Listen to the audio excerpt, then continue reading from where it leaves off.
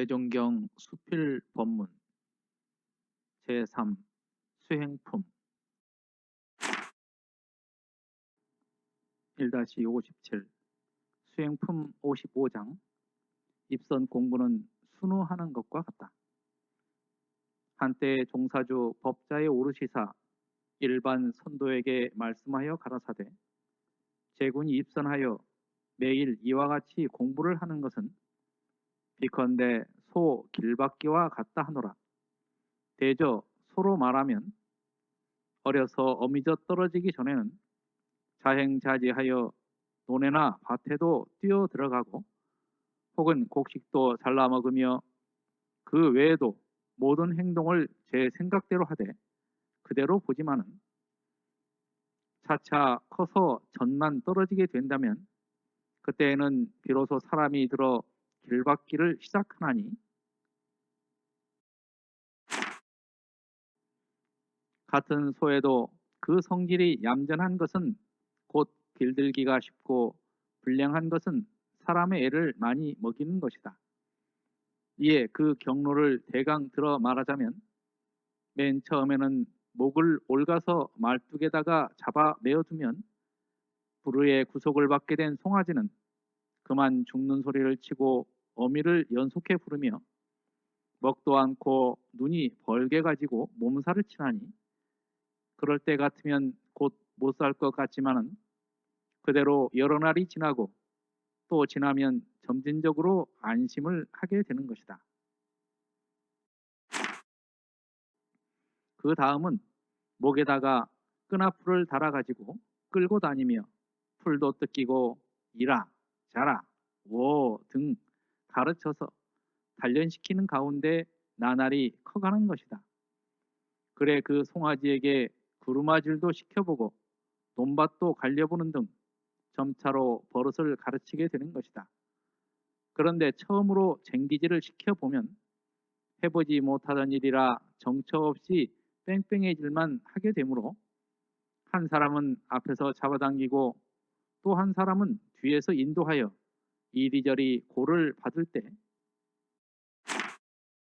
생각에는 길을 박지 못할 것 같으나 한 번, 두 번, 한 달, 두 달, 한 해, 두 해 이와 같이 꾸준히 연습을 시켜 숙이 드는 날에는 그 멍청하던 것이 말귀도 척척 알아듣고 전답도 많이 갈게 되며 사방에 곡식이 있으되 본체도 않고 저는 풀이나 뜯어 먹나니 그렇게만 되고 보면 길 잘든 소라 하여 가치가 오르며 누구나 사다가 귀중히 여기게 되는 것이다. 이와 같이 사람도 세상에서 도덕의 훈련이 없이 보는 대로 듣는 대로 생각나는 대로 자행자지하여 인도 정의의 탈선적 행동을 감행하는 자는 어미져 떨어지기 전 어린 송아지가 자행자지로 뛰어다닐 때와 같다 할 것이요. 사가를 떠나 선방에 입선하여 전문 훈련을 받으며 모든 규칙과 계명을 지켜나갈 때 과거의 모든 악습이 떨어지지 않아서 지도인의 뇌수를 뜨겁게 하며 각자 심중에도 사심잡념이 더욱 치성하여 이 공부 이 사업에 입각을 완전히 하지 못하고 자행자지의 생각이 나는 것은 송아지가 말뚝에 매달리어 어미소를 생각하고 울고 야단칠 때와 같다 할 것이며 매일 육과정을 지켜나갈 때 말귀도 차차 알아듣고 사심과 잡념도 자연히 조금씩 가라앉으며 사리간에 모르던 것이 한 가지 두 가지 알아지는 것에 재미가 붙을 대로 말하면 그 소가 완전한 길은 들지 못하였다 할지라도 모든 역사를 하여 나갈 때 안심을 얻어가는 것과 같다 할 것이며 또 수양력과 연구력과 추세력을 얻어가지고 사은과 사요를 확실히 알아서 실천 궁행을 하며 그 외에도 솔성요론, 최초법어 등을 행하여 인도정의의 탈선의 행동이 없으며 그 반면에 불효한 30계문 등은 죽기로써 지켜서 어떠한 역경, 난경을 당한다 하더라도 백절불굴하여 비열한 행동을 아니하고 도리어 자기의 정신이나 육신이나 물질을 희사하여 가는 곳마다 공중에 유익만 끼치게 된다면 길 잘든 소가 무슨 일이나 시키면 잘하여 가는 곳마다 그 주인에게 유익을 끼치게 되는 것과 같다 하리라. 이와 같이 농촌에서 농부가 소를 길박는 뜻은 전답을 갈 때 써먹자는 것이요, 선방에서 제군에게 전문 훈련을 시키는 뜻은 인류 사회에 나아가서 활동할 때 잘 써먹으라는 것이니, 제군은 이런 기회를 만났을 때 낭유시일하지 말고 부지런히 공부하여 만단으로 준비하였다가 해제 후 세상에 나가거든 경계를 따라 이용하고 만일 부족점이 있거든 다시 와서 배워가기를 바라노라고 하시더라. 회보 42호에 있는 말씀입니다.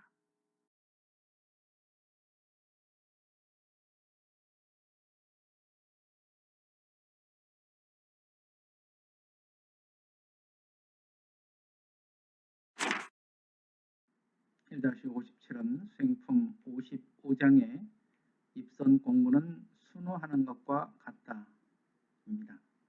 여기에서 순우라는 것은 소를 길들인다라는 뜻입니다. 중간에 나오는 소 길박기라는 말이 나오는데요. 이것도 소를 길다린다는 말인데 아마 사투리가 아닌가 싶습니다.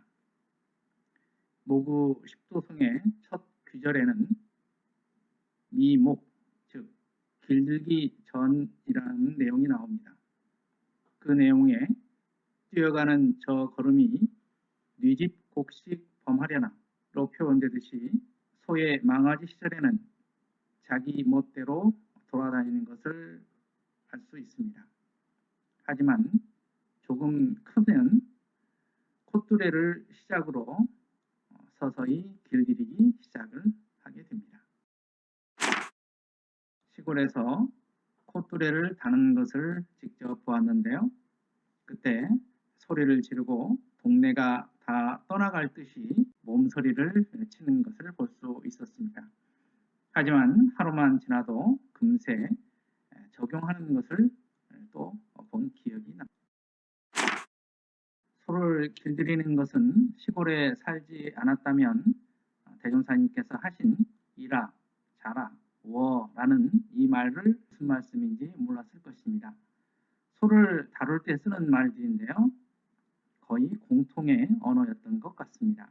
송아지가 이제 처음 밭을 가려고 할 때는 어설프기 짝이 없습니다. 주인의 말에 따르지 않고 마구마구 달려가기 때문입니다. 이 때문에 주인들이 잘 길들이기 전까지는 정말 애를 많이 쓰는 것을 볼 수 있습니다.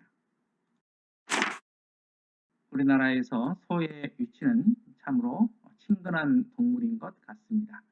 그만큼 집안의 큰 재산이기도 하게 되는 것이죠. 예전에 농사일이 기계화되기 이전에는 농사를 담당하는 가장 큰 일꾼의 역할을 했기 때문이지 않을까 그런 생각을 해봅니다. 소 길들인다는 말씀은 곧 초보자의 공부법과 비교하기 위한 것입니다. 출가하여 길사 시절에는 아직 공부가 미숙하고 젊은 혈기들이 넘쳤던 학생들이 살았습니다. 참으로 몸부림을 많이 쳤던 시절이 아니었던가 생각을 합니다. 그때 당시에 사감님들의 머리를 뜨겁게 했었던 것을 지금도 기억을 합니다. 하지만 점차 학년이 올라가고 특히 4학년 졸업반 선배들은 확실히 다른 행동과 말투가 있었습니다. 4년간의 배움을 통해서 그만큼 성장해 나가는 것이기 때문입니다. 학년이 올라갈수록 사막 수행과 자신감이 있고 교화자가 되기 위한 밑바탕이 차근차근히 쌓이는 결과가 아닌가 그런 생각을 해봤습니다. 대종사님께서는 개교의 동기를 파란고해의 일체 생명을 광대무량한 낙원으로 인도하려 합니다. 이렇게 말씀을 해 주셨습니다. 이 뜻을 함께 하기 위해서는 우리 스스로도 낙원으로 인도하는 지도자가 되어야 한다는 뜻입니다. 이 뜻을 이어가기 위해서는 끊임없이 공부를 해야 하는 것입니다. 여기에 나오는 낭유 시1은 설성열원 5장에 주색 낭유하지 말고 그 시간에 진리를 연구할 것이와 같이 시간을 낭비하지 말라는 말씀입니다. 대종사님께서는 훈련하는 뜻을 인류사회에 나가서 활동할 때 잘 써먹으라는 것이다. 이렇게 밝혀주셨는데요.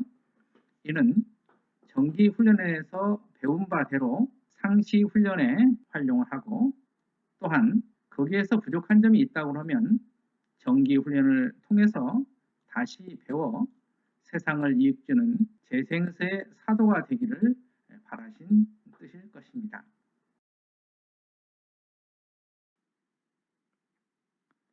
이상으로 대종경 수필 법문 봉독회를 마칩니다. 마음 공부 잘하여서 새 세상의 주인 됩시다. 감사합니다.